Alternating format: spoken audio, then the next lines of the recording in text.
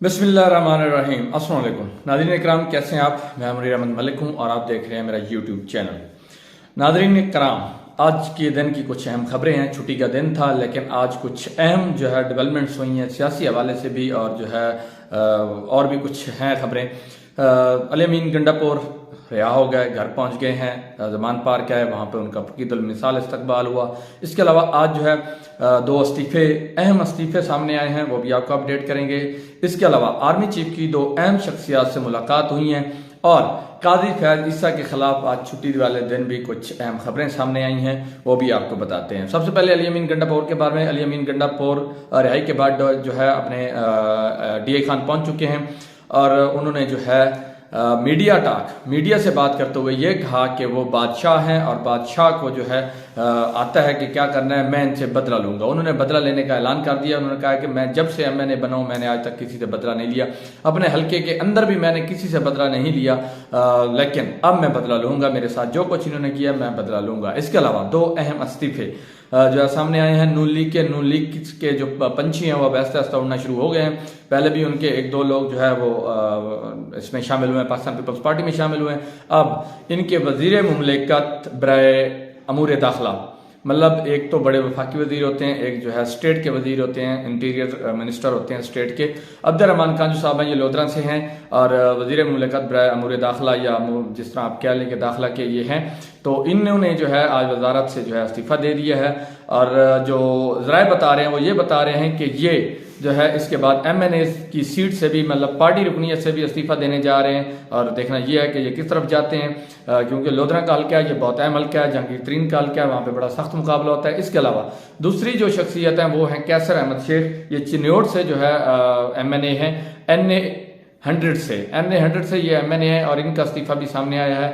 और जो है इस तरह से मामला, क्योंकि आप पहले देख चुके हैं कि जो पंजाब इलेक्शन है, पंजाब इलेक्शन के हवाले से भी नून लीग ने टिकटें जारी नहीं की और शायद इस खौफ से जारी नहीं की। कहा तो ये जा रहा है कि वो कहते हैं जी हम इलेक्शन नहीं करवाना चाहते इसलिए जारी नहीं की, लेकिन इस खौफ से जारी नहीं की। जो ज़रा बता रहे हैं कि उनकी टिकट लेने वाला ही कोई नहीं है तो फिर वो टिकट किसको देंगे, तो इसी वजह से उन्होंने एक नया ड्रामा खेला कि हम टिकट जारी ही नहीं करते। इसके अलावा आर्मी चीफ की दो अहम बड़ी मुलाकातें हुई हैं आज GHQ के अंदर और गेम जो है वो पलटती हुई नजर आ रही है, क्योंकि चाइना के वजीर ने भी कल खड़े होकर बिलाल भुट्टो के साथ जो है यही प्रेस कॉन्फ्रेंस की कि जो आपके मामला हैं इनको सियासी फोरम पे हल करें, गैर सियासी ताकतों को जो है ये ना आने दें। लेकिन उनको ये पता है कि ताकत है किसके पास, यहाँ पे हुकूमत असल किसकी है, मतलब सियासी जमातों की कितनी हुकूमत है और नॉन पॉलिटिकल जो यहाँ पे कुव्वतें हैं उनके पास क्या है। तो इसलिए उन्होंने आज जो है आर्मी चीफ से मुलाकात की है। एक चाइना के वजीर खारजा है और दूसरे अफगानिस्तान के वजीर खारजा, दोनों वजीर खारजा आज जो है वहाँ पे मिले। पहले भी आपको पता है कि जनरल बाजवा के बारे में यही कहा जाता था कि जी उन्होंने अपनी खारजा पॉलिसी, हालांकि बज़ाहिर तो यही लगता है कि खारजा पॉलिसी जो है सियासी हुकूमत बनाती है, लेकिन नहीं। जो जनरल बाजवा के बारे में इमरान खान कह चुके हैं कि जो उन्होंने अपना ही अलग एक दफ्तर खोला हुआ था GHQ के अंदर वजारत खारजा का, और वहाँ पे जो है खारजा की पॉलिसियाँ बनती थी। इसके अलावा काजी फैज ईसा साहब जो कि आजकल बड़ी अहमियत के हामिल हैं मौजूदा गवर्नमेंट के हवाले से, मौजूदा गवर्नमेंट उनके बारे में जो है गाय बगाय कहती रहती है, वही बताते हैं। और उनके खिलाफ जो है मेरे ख्याल में तारीख के पहले जज जिनके खिलाफ दूसरी बार रेफरेंस दायर हुआ है, उनके खिलाफ एक और रेफरेंस दायर हो चुका है। पहले जो है एक और जो है रेफरेंस पहले इमरान खान दौरे हुकूमत में दायर हुआ था। अब उनके हवाले से जो एक खबर है वो ये है कि आने वाले हफ्ते में जो काज लिस्ट जारी हुई है, सुप्रीम कोर्ट का रोस्टर जारी हुआ है, एक हफ्ता पहले जारी हो जाता है कि अगले हफ्ते में कौन कौन से केस लगेंगे, किस बेंच के पास लगेंगे, कौन जो जज है वो कौन सा केस सुनेगा। तो जो काज लिस्ट है वो जारी हुई है, तकरीबन 5-6 बेंच बने हैं, लेकिन किसी भी बेंच में काजी फैज ईसा साहब का नाम नहीं है, तो उनको किसी बेंच का हिस्सा नहीं बनाया गया। आप ये भी सुनने में आया था कि कराची के अंदर भी कोई जो है उनका नाम आया है, कोई वहाँ पे समात होनी थी तो उन्होंने खुद चीफ जस्टिस से रिक्वेस्ट की कि मेरा नाम निकाल दिया जाए, तो वहाँ भी नहीं जा रहा है, यहाँ भी नहीं है, तो फिर वो क्या करने जा रहे हैं। हुकूमत की स्ट्रेटेजी क्या है कि वो क्या हुकूमत कहते हैं कि वो चीफ जस्टिस जो मौजूदा चीफ जस्टिस हैं जस्टिस उमर अता बंदियाल साहब, इनके होते हुए इलेक्शन नहीं चाहते, वो इलेक्शन नहीं करवाएंगे। जब ये चले जाएंगे सितंबर में तो फिर काजी फैज साहब जो है वो आ जाएंगे, तो इस तरह जो है वो उनको लगता है कि लेवल प्लेइंग फील्ड बन जाएगी। और लेवल प्लेइंग फील्ड जो ये कहते हैं मौजूदा गवर्नमेंट, वो यही कहती है कि माइनस इमरान और जो है माइनस PTI, इमरान खान को ख़त्म किया जाए, उनको नाअहल किया जाए, उसके अलावा जो है नवाज शरीफ के केसेस ख़त्म किए जाए, उनकी नाअहली ख़त्म की जाए, उनको वापस लाया जाए। तो इस तरह जो है वो हमारी लेवल प्लेइंग फील्ड बनेगी और हम जो है फिर इलेक्शन करवाएंगे, अदरवाइज हम इलेक्शन नहीं करवाते।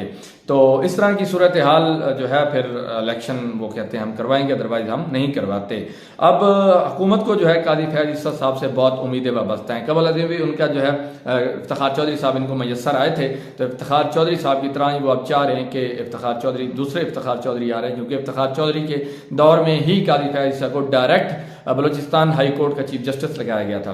काजी फैज ईसा साहब पहले भी जो है नून लीग के हक में रहे हैं, इफ्तिखार चौधरी साहब जो है वो भी नून लीग के हक में रहे हैं, और खैर उनके दौर में पीपल्स पार्टी ज़ेर अताब रही है, लेकिन नून लीग ने मजे किए थे। अब जो है दोबारा दोनों पार्टियां ये मिल के चाह रही हैं कि काजी फैज ईसा साहब हमें मैसर आ जाएं और इस जो है उनके लिए लेवल प्लेइंग फील्ड भी बन जाए, और वो काफ़ी जो मामलात हैं वो इनको अब काजी फैज ईसा साहब जो है मसीहा नज़र आ रहे हैं कि ये आ जाएँ तो फिर सारी जो है मामलात दुरुस्त हो जाएंगे।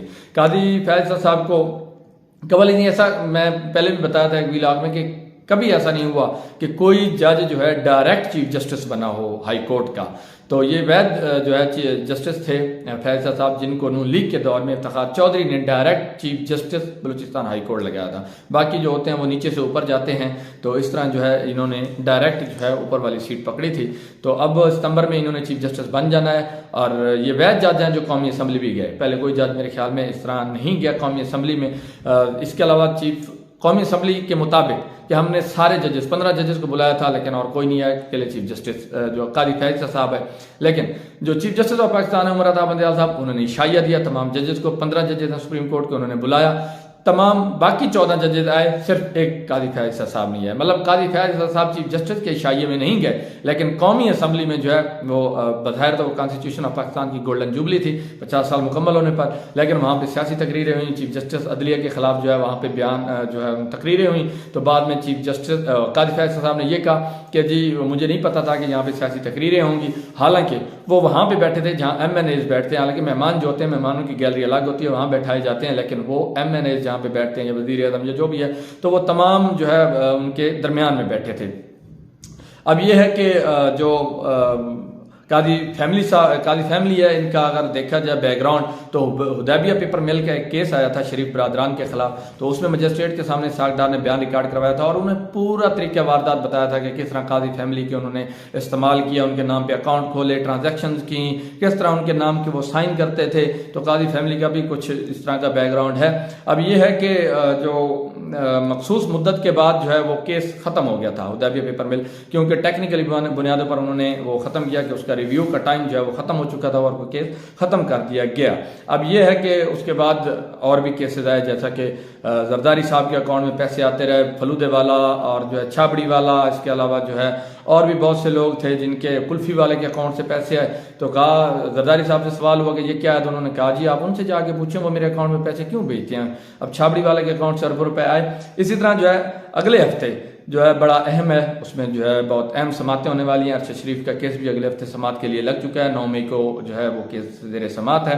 इमरान खान ने हाल ही में जो है ये कहा था कि जो काजी फैज के खिलाफ हमारे दौर में रेफरेंस दायर किया गया था वो फैज हमीद से भी ऊपर से आया था, मतलब ऊपर उनके जनरल बाजवा साहब हैं, उन्होंने उनको शायद कोई फैसला पसंद नहीं आया काजी फैज का, तो उन्होंने रेफरेंस दायर करवा दिया, लेकिन वो रेफरेंस जो है वो बाद में ख़त्म हो गया। अब हुआ क्या है कि गुजरांवाला डिस्ट्रिक्ट बार के सदर चौधरी परवेज आबिद की जानिब से आर्टिकल 209(5) के तहत काजी फैज के खिलाफ रेफरेंस दायर किया गया है। उन्होंने इसमें क्या लिखा है वो आपको बताते हैं। जस्टिस काजी फैज को आर्टिकल 209(5) के तहत ओहदे से हटाने की इस्तदा की गई है। सदर गुजरांवाला बार ने कहा कि फैज ईसा इदारों और शख्सियात के खिलाफ खतूत मीडिया को जारी करते रहे। 10 अप्रैल को पार्लियामेंट जा पहुंचे, मुतअस्सिबाना ख्यालात के इजहार के लिए पार्लियामेंट के फ्लोर का इस्तेमाल किया। चीफ जस्टिस के खिलाफ तकरीरें होती रहीं, MNAs के साथ बैठे थे। फैज ईसा ने पार्लियामेंट में अदलिया की मजम्मत की, अना की तस्कीन के लिए रियासती शख्सियात को तनकीद का निशाना बनाते रहे, ज़ाब्ता अखलाक की धज्जियां उड़ाते रहे। आइन के आर्टिकल 209(8) के तहत इनका कड़ा मुहासबा किया जाए और इनको हटाया जाए। रेफरेंस की कॉपी सदर आरिफ अलवी को भी भिजवा दी गई। इस हफ्ते उनके पास तो कोई केस नहीं है, अब देखना यह है कि अगले हफ्ते उनके क्या होता है। और देखेंगे कि ये मामला किस हद तक काजी फैज ईसा के खिलाफ जाते हैं, उनको हटाया जाता है या नहीं हटाया जाता। खुश रहें, खुश रखें। मेरे चैनल को सब्सक्राइब करना, वीडियो को लाइक करना ना भूलिएगा। अल्लाह हाफिज़।